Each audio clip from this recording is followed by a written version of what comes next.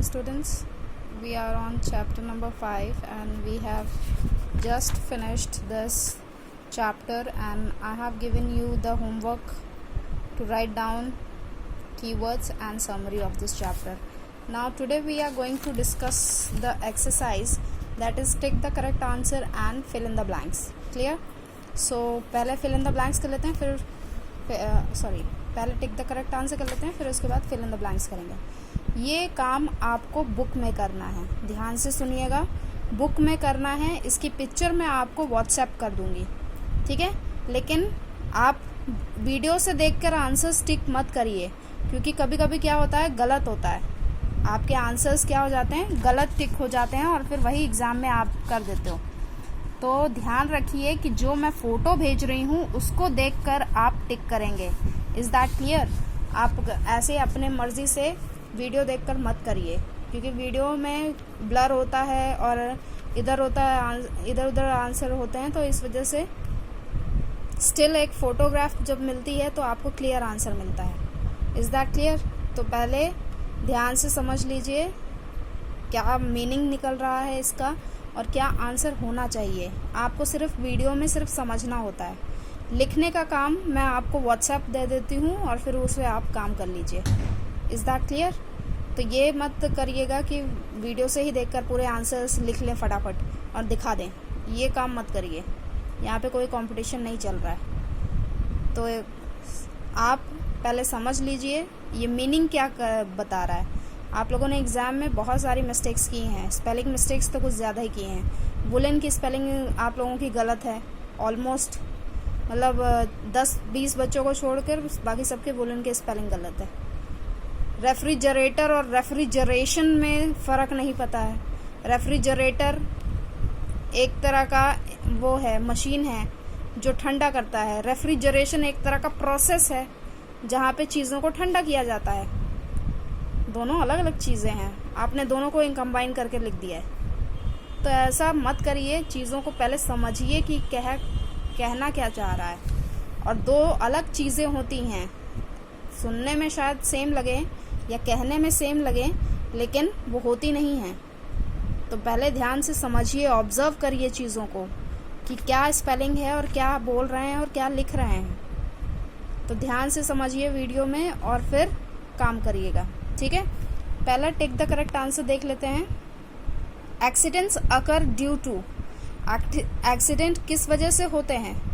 Carelessness से, awareness से, carefulness से, नन ऑफ दीज।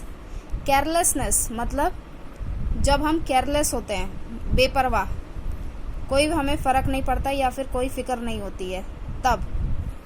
अवेयरनेस जब हमें चीज़ों का पता है कि हम यहाँ से गिर जाएंगे या हमें चोट लग सकती है, तब एक्सीडेंट हो जाता है। या केयरफुलनेस जब हम बच के चल रहे हों या फिर हम लोग बहुत ज़्यादा ध्यान देते हैं अपने आप के ऊपर, तब ज़्यादा चोट लगती है। या नन ऑफ दिस, या इनमें से कोई भी नहीं। तो यहाँ पर पहला A answer is the right answer. क्यों केयरलेसनेस? क्यों? क्योंकि केयरलेसनेस तभी होती है जब आप ध्यान नहीं देते हैं अपने ऊपर। बेफिक्र होकर जब आप चलना शुरू कर देते हैं या फिर दौड़ना शुरू कर देते हैं या जंप करना शुरू कर देते हैं, बिना सोचे कि यहाँ से अगर मैं गिरता हूँ तो क्या मुझे चोट लगेगी और कितनी चोट लगेगी, राइट। तो बिना कोई सोचे समझे जब आप कोई भी एक्शन करते हैं तो वो केयरलेसनेस के थ्रू आती है। तो यहाँ पे फर्स्ट आंसर ये है केयरलेसनेस, और केयरलेसनेस की वजह से ही एक्सीडेंट हो जाते हैं। What kind of clothes should not be Warne in the kitchen? Kitchen में कौन से कपड़े हमें नहीं पहनने चाहिए? तो मैंने पहले ही बताया, जब हम क्लोथ्स के बारे में पढ़ रहे थे तब मैंने बताया था कि सिंथेटिक क्लोथ्स जो भी पहनते हैं, सिंथेटिक क्लोथ्स हमें किचन में पहन के नहीं जाने चाहिए। समझ में आया? तो इनमें से सिंथेटिक क्लोथ कौन सा है? Cotton is the natural, jute is the natural, linen is the natural. ये तीनों नेचुरल हैं। एक नायलॉन ही ऐसा है जो वो सिंथेटिक फाइबर में आता है, मतलब मैन मेड फाइबर में। क्लियर? तो इसका आंसर है सेकेंड, नायलॉन। अब तीसरा, the immediate help given to an injured person is called. जब हम तुरंत कोई भी मदद एक इंजर्ड या फिर चोट लगे हुए इंसान को जब हम हेल्प कर देते हैं, तुरंत जो हेल्प होती है उसको हम क्या बोलते हैं? First aid. ये तो सभी को पता होगा, फर्स्ट एड बोलते हैं। इंजरी मतलब होती है चोट लगना, वापस से चोट नहीं दे सकते उसको, है ना। सेकेंड एड, सेकेंड एड भी कुछ नहीं होता, थर्ड एड भी कुछ नहीं होता है, तो first aid is the right answer. अब a paste of baking soda and cold cream is applied.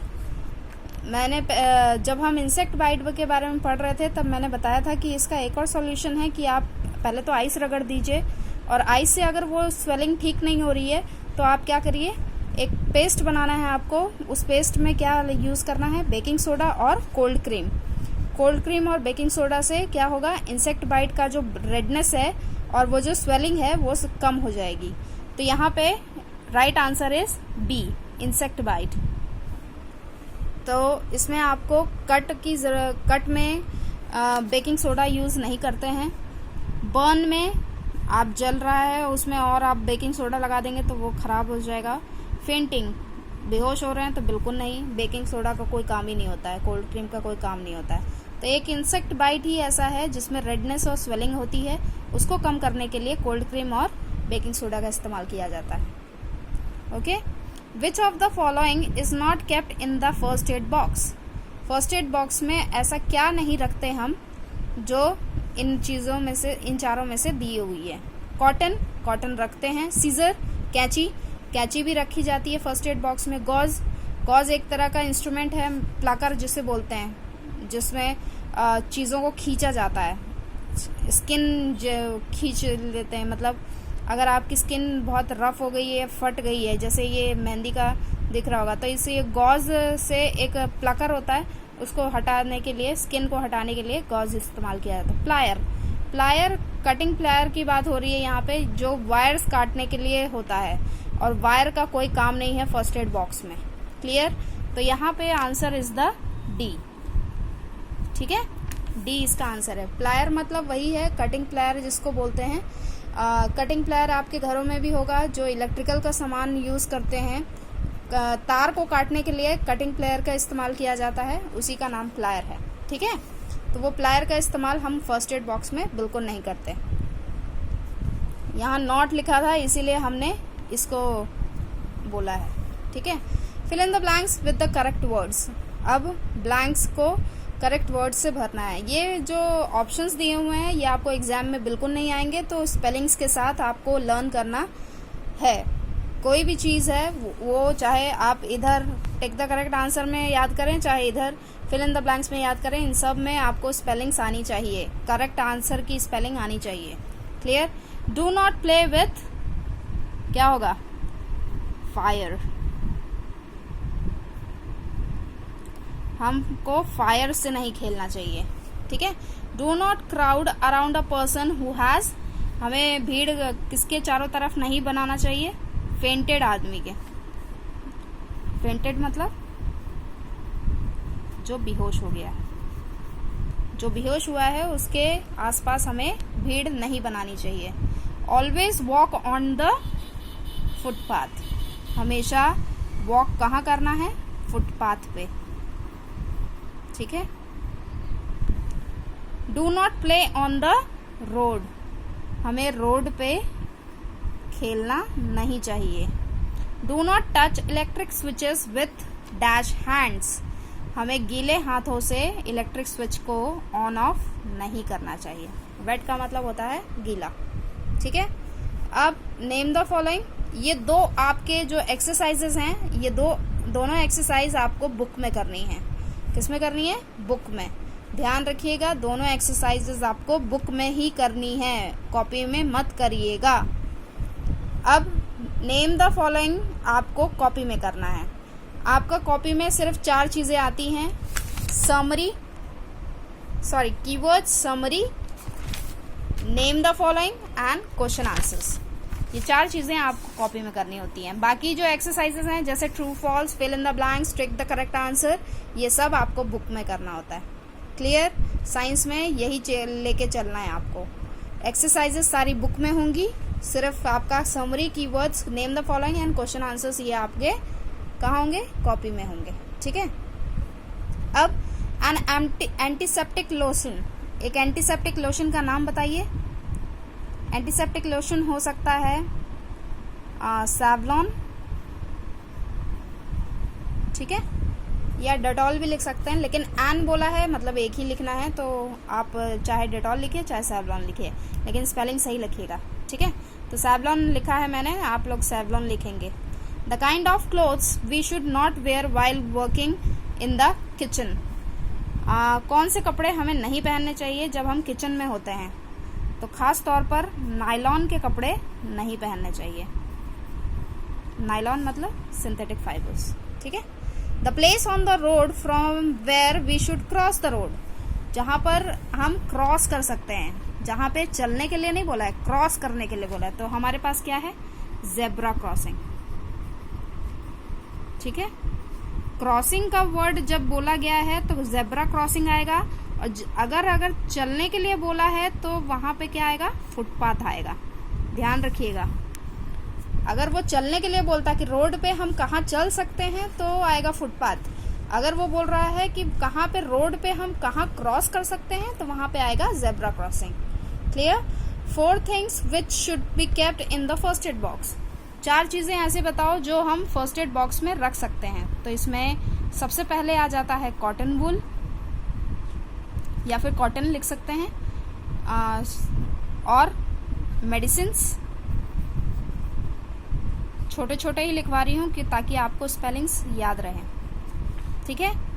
Medicines हो गई, और डेटॉल, डेटॉल तो पक्का है, और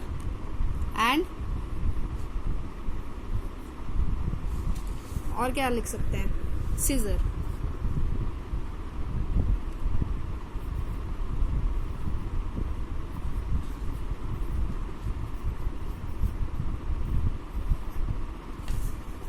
सॉरी, ये थोड़ा एस इधर उधर हो गया, ठीक है, मैं इसको ठीक कर दूंगी बाद में। सीजर्स, ठीक है। Cotton, medicines, Dettol and seizures.